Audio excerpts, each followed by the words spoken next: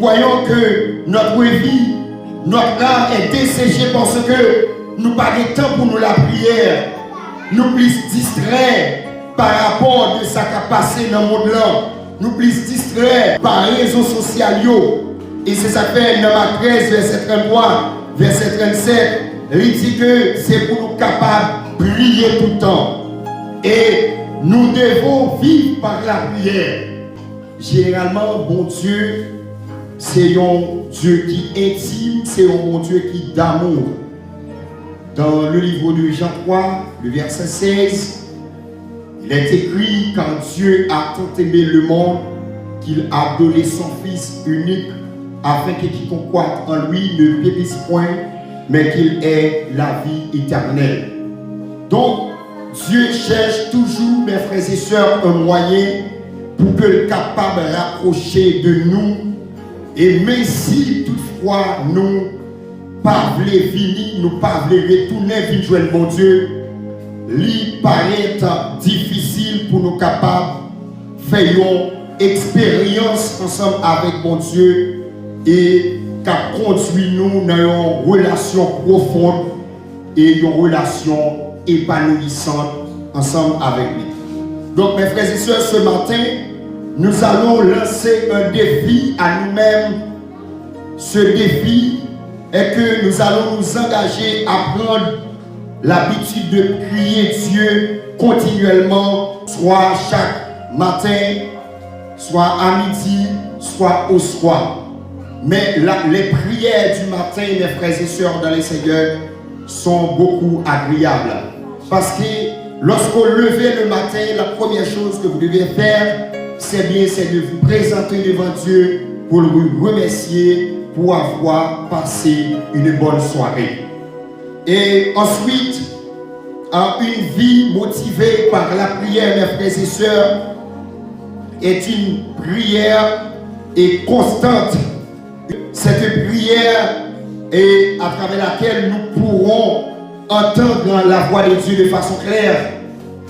Et ensuite, et cela augmentera en notre foi. Selon Romains 10, verset 17, il dit que la foi vient de ce qu'on attend, et ce qu'on attend vient de la parole de Dieu. La foi sortit dans ça que l'attendait, et ça l'attendait ses paroles, mon Dieu. L'important, mes bien-aimés, pour nous connaître qui méthode nous sommes capables d'utiliser, pour nous capables de gagner une vie qui est motivée par la prière chaque jour.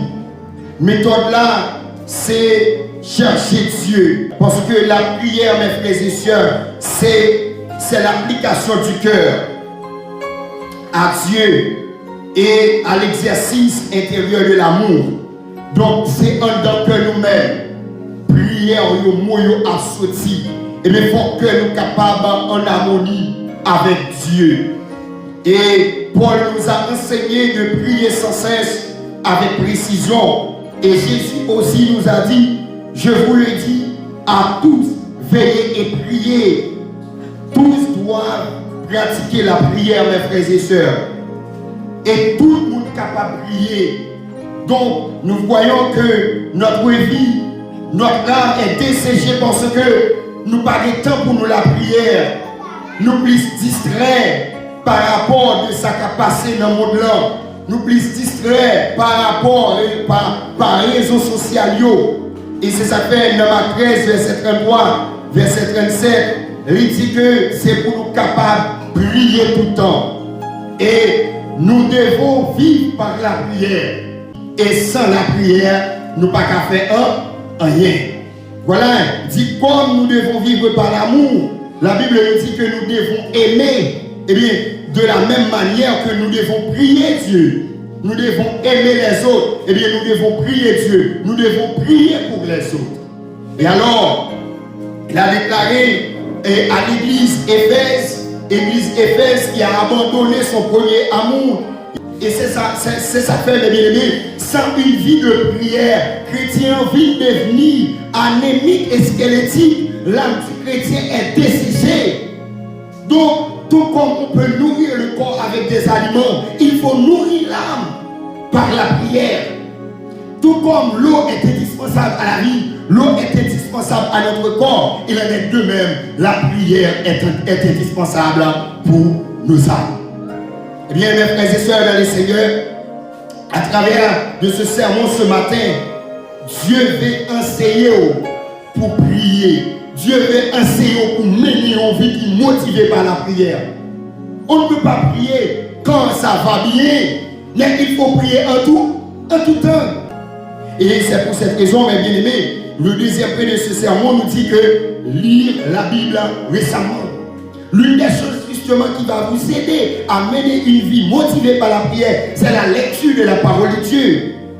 Bien, maintenant, notre question pour vous, c'est avez-vous bien lu votre Bible récemment ou souvent?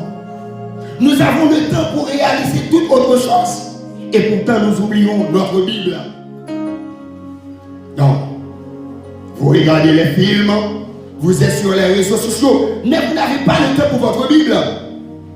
Je vous conseille ce matin, mes frères et sœurs dans le Seigneur, de lire la Bible.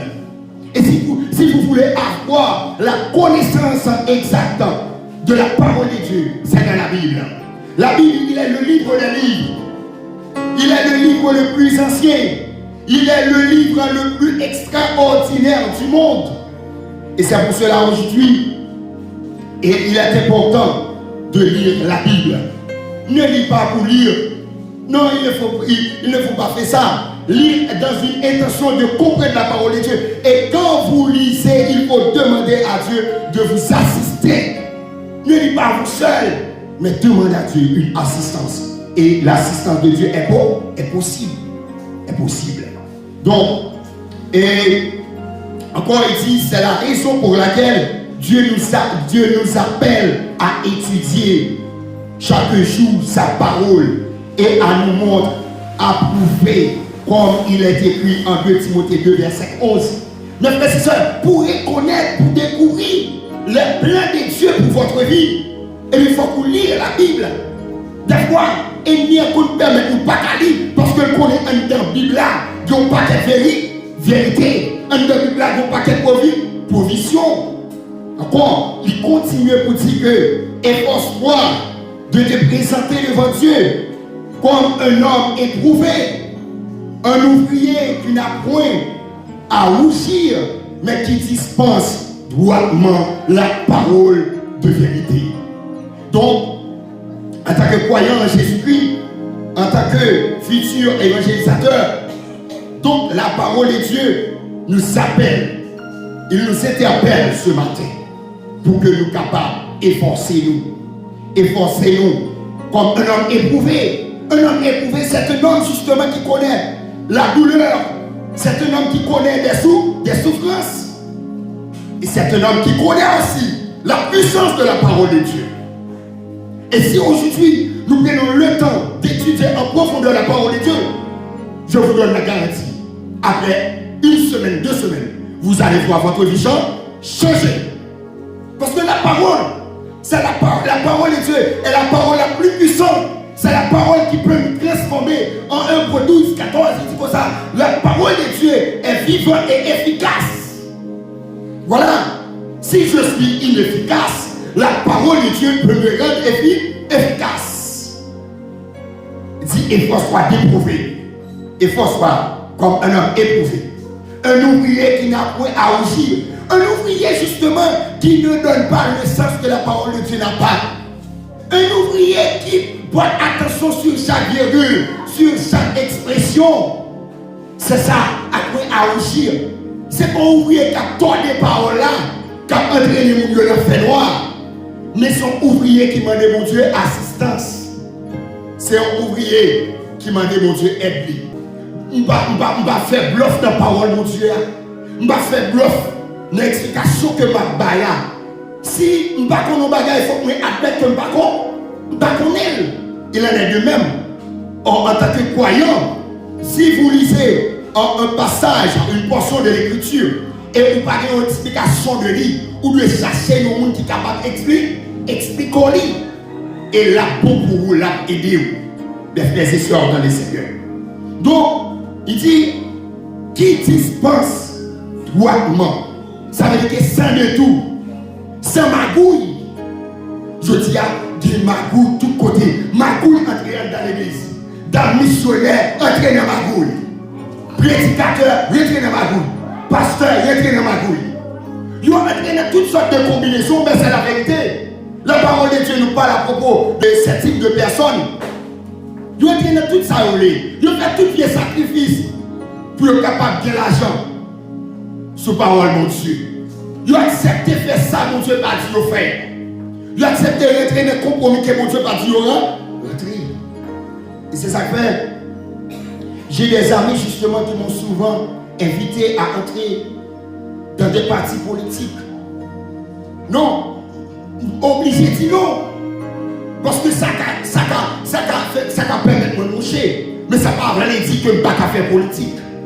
Mais est-ce qu'il y a des maturités pour gérer une vie de prière, une vie motivée par la prière et la vie de la politique? Est-ce qu'il y a des capacités ça?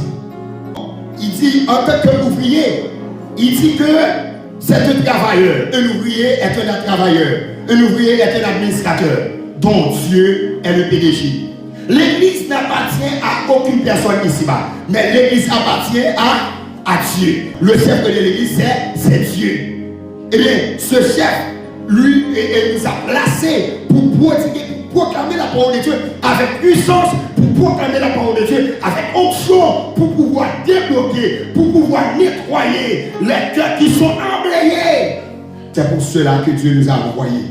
Aussi, mes bien-aimés, en Jean 17, verset 17, si vous regardez avec moi de votre Bible, il sanctifie-les par ta vérité. On peut sanctifier quand on a la vérité. Si vous n'avez pas la vérité, vous ne pouvez pas sanctifier. Eh bien, il dit encore, quand ta parole est la vérité. Nous avons besoin d'entraîner par la vérité. Nous n'avons pas besoin de faire détour dans la parole de Dieu. Ça veut dire, ça c'est noir, li noir. Ça c'est rouge, li rouge. Vous faites un bagage qui n'est pas bon, vous campez les bons, mais pas bon. Je défends quelque chose. Je suis en discussion avec vous, donc vous n'admettez pas cela et tu admets cela, et bien c'est fini.